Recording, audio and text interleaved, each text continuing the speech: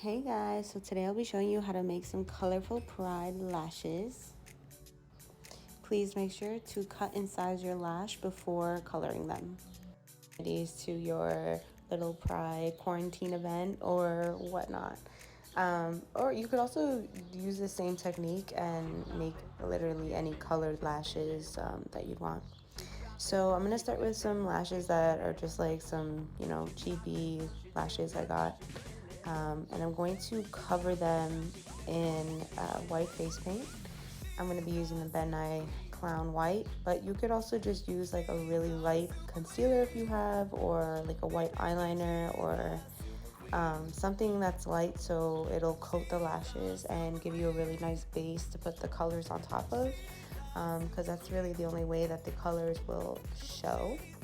So I'm going to start by doing the top of the lashes, really just like wiggling it in there.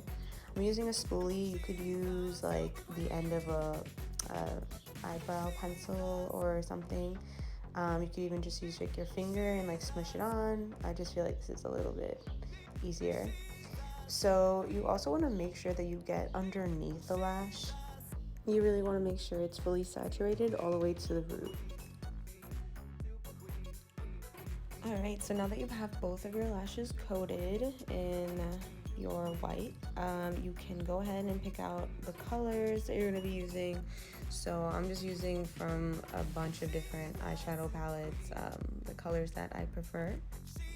If you don't have the exact color in eyeshadow form, you can always use liquid lipstick. This is actually liquid special effects makeup. Basically anything really that will give you a good pigmentation. Something really helpful to have is an instant dry brush cleaning spray.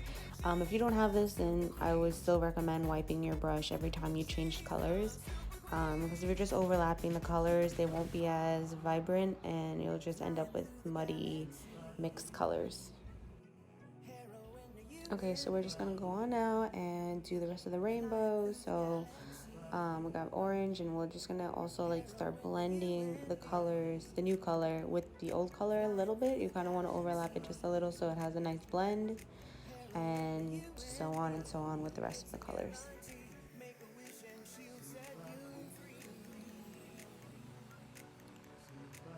Make sure to also flip the lash upside down so you're doing the inside of the lash and just following the same colors as you did on the top.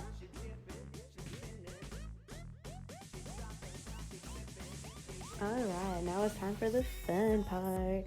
So rhinestones, you can apply them straight up if they're sticky, but I really recommend putting some lash glue on the back of that to really make sure it's secure on the lash. You want to put the crystals as close as you can to the lash line, but not on the lash line. And I'm just gonna follow the same colors as I had.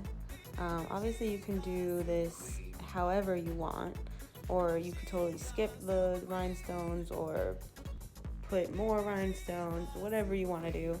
Actually, I'm doing 2 different sizes on each one because I wasn't sure of what I would like, but these are the smaller rhinestones. And on the other lash, I put on the bigger stones. I'm not sure which one I like better, to be honest, but they're both pretty cute. I just wanted to try them both out. I mean, how cute. How cute. I really love the way these came out.